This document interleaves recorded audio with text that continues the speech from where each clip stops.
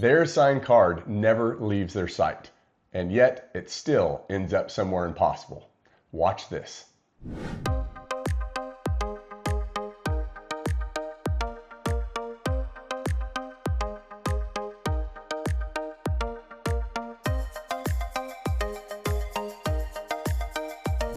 Welcome back to the Magic Lab. I'm Trevor, and in today's Tool Spotlight, I'm breaking down one of my favorite closers. This is the Mystery Box 2 by John Kennedy. For example, it's available at Vanishing Ink.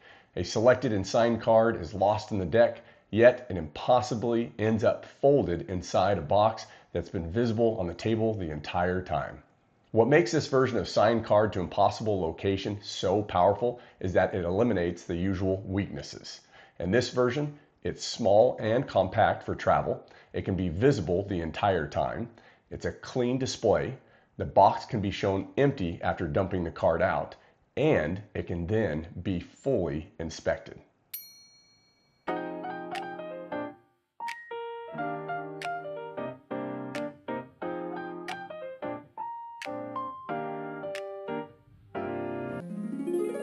For me, this is definitely a closer. It combines everything: impossibility, visibility, inspectability, a strong finish, and a souvenir.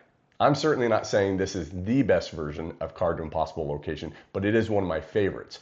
Because it's so compact, I can throw it in my pocket and take it anywhere. Also, it can be inspected at the end.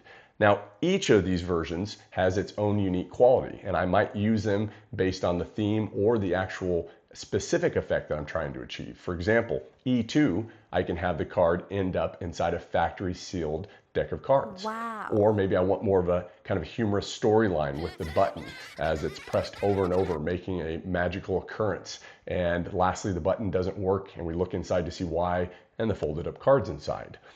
We have Clarity Box, which adds that extra layer of a card being visible inside a clear box the whole time, making it more impossible how the signed card could be at two places at once.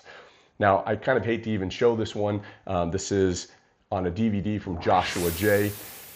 I don't even think it's available, but on the DVD, he referenced the creator, and I emailed him, and he was nice enough to let me purchase it and send it to me, where the card can be displayed afterwards that had been stuck inside the remote the entire time after kind of a long drawn out act of turning the volume up and changing things. I mean, it's a great act. If you haven't seen it, try to watch that by Joshua J.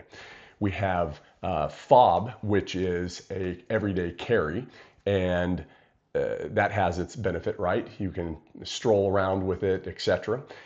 We have Nest of Boxes, which is amazing that it's more impossible to be inside a box, etc.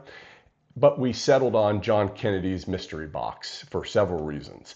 And in this version, again, it can be cleanly displayed inside like so, and then you just dump that out. You can show it's now empty, and the card is impossibly inside. And once again, that can now be inspected. Now, I know I've shown you all of these amazing gimmicks, but sometimes KISS, keep it simple, stupid. One of my favorite creators, Jay Sankey, came up with Paperclipped, a folded card and a paperclip. That's it.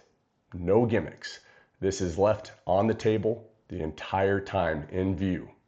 And you remove that paperclip to show that that folded up card has been the spectator's signed selection. Let me know in the comments if you would use this as your closer. Also, do you have another version of signed card to impossible location that I haven't shown here? I'd love to hear about it. Routine building feels too complicated, but it doesn't have to be. Next episode, I'm starting over and simplifying everything.